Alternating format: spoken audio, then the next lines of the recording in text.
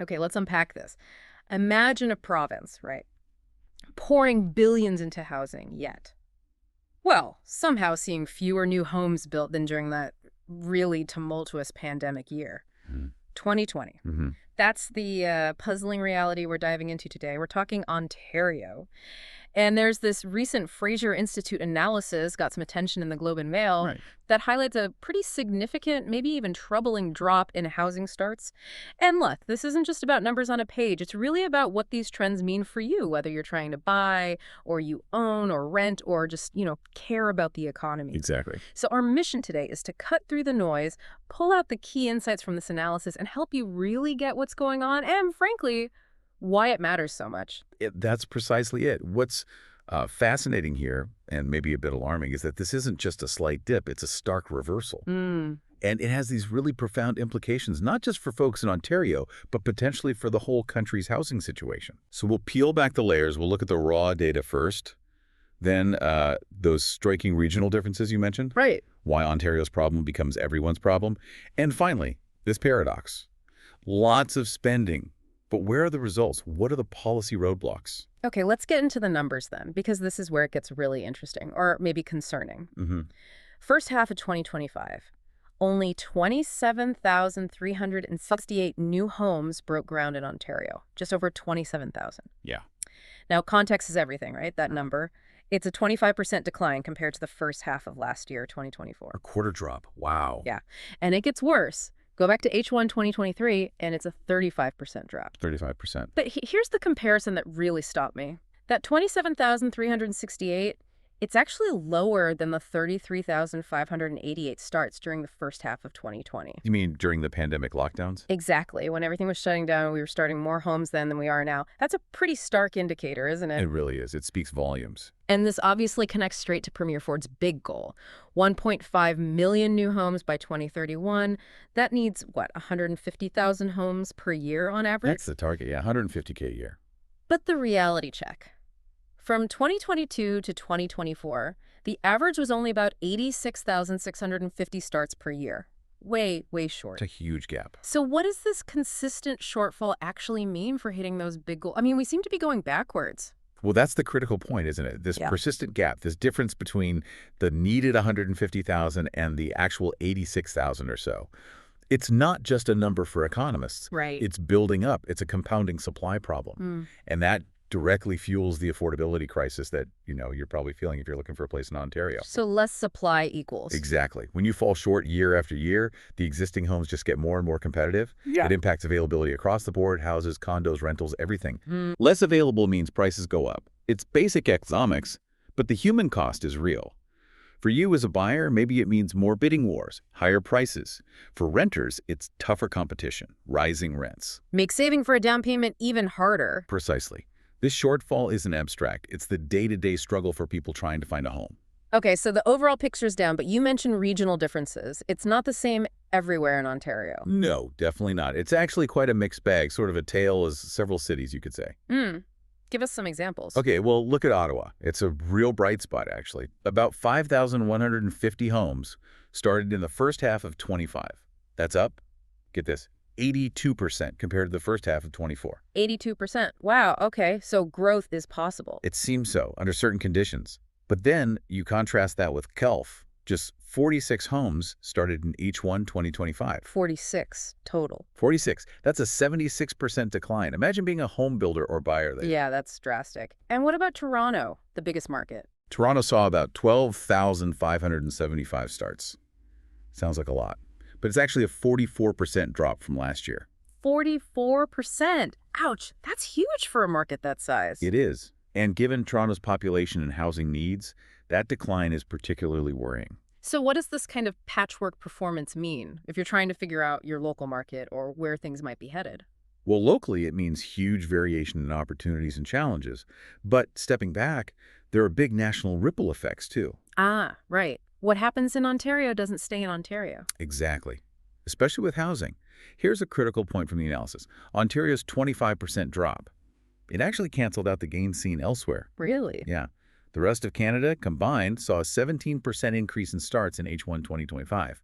But Ontario's decline was so significant, it basically wiped out that progress nationally. So Ontario's problem is dragging down the whole country's supply efforts. Pretty much. It strains the national supply and pushes affordability pressures everywhere. And what are the direct consequences for people, maybe even outside Ontario? Well, a couple of things. First, fewer homes where demand is high keeps prices up, leading to more household debt as people stretch further. Makes sense. Second, you get displacement. Uh-huh.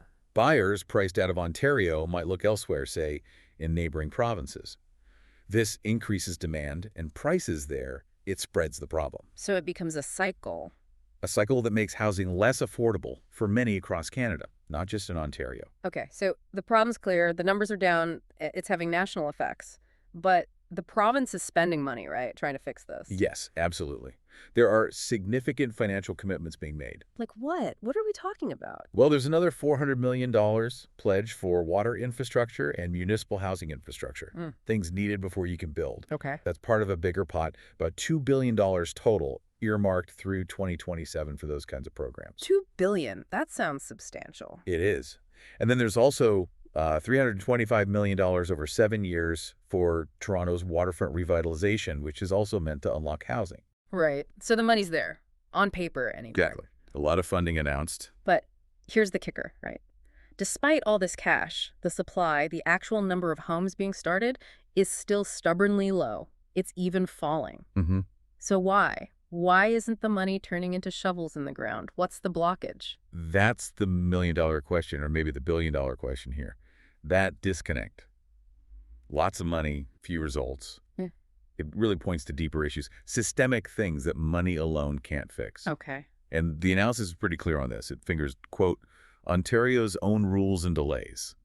These seem to be the real roadblocks. Rules and delays, like what specifically? Well, one big one is zoning. The analysis points out the provincial government hasn't allowed 4-unit homes, fourplexes, on residential lots as a standard thing. Even though their own task force recommended it. Precisely. The province's own affordability task force said, do this, and it hasn't happened broadly. That's a direct policy choice impacting density. Okay, what else? Lengthy municipal approval processes. This comes up constantly. Bureaucracy, red tape. It can add years and significant costs to projects. Discouraging builders, I imagine. Definitely. And then you have high upfront development fees. The report mentions Toronto and Hamilton specifically having very high charges. This makes building more expensive, or sometimes just not financially viable. So if the government's own experts suggested changes like the fourplex rule and they're not happening, what does that tell us? Well, it raises a pretty critical question about political will, doesn't it?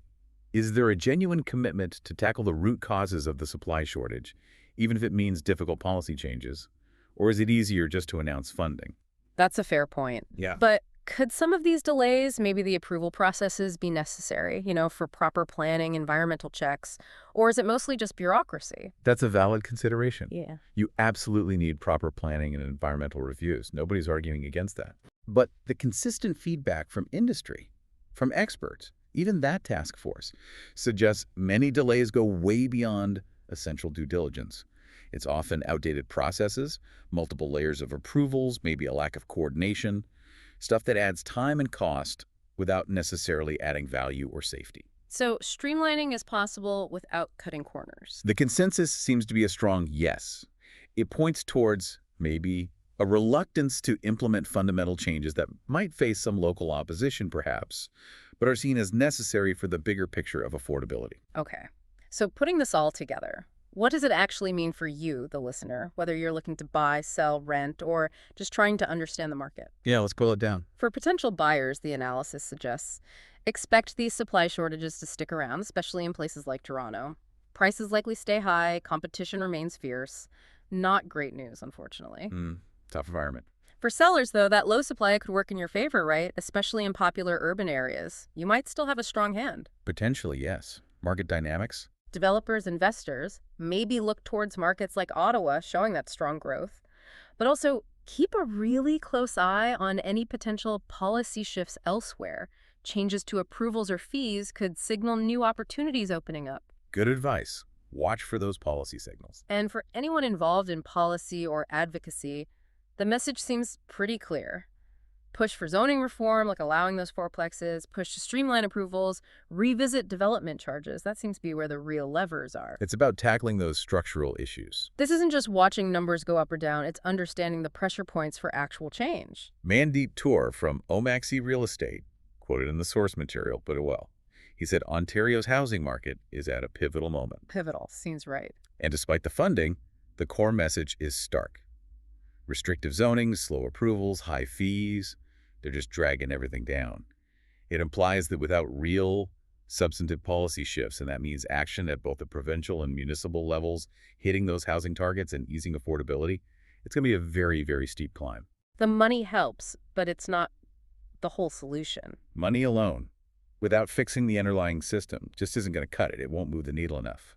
So we've taken a pretty deep dive here into Ontario's housing market. We've seen the troubling numbers, the regional splits boom in some places, bust in others, and this frustrating paradox of big spending but lagging supply. It's a complex picture. Hopefully you, listening, now have a much clearer picture of why housing affordability is still such a massive challenge, not just in Ontario, but with effects across Canada.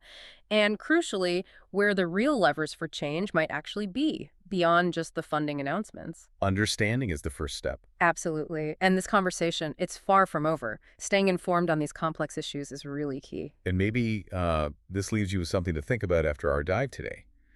If the solutions seem relatively clear, recommended by task forces, echoed by experts, what really stops governments at all levels from making those necessary, sometimes tough policy changes? That's the core question, isn't it? It is. And what role does community engagement, maybe sustained public pressure, play and, breaking through whatever inertia exists? Because the future of housing affordability seems to hinge on more than just dollars. It hinges on the courage to rethink and reform. And that's a challenge that really touches every single one of us.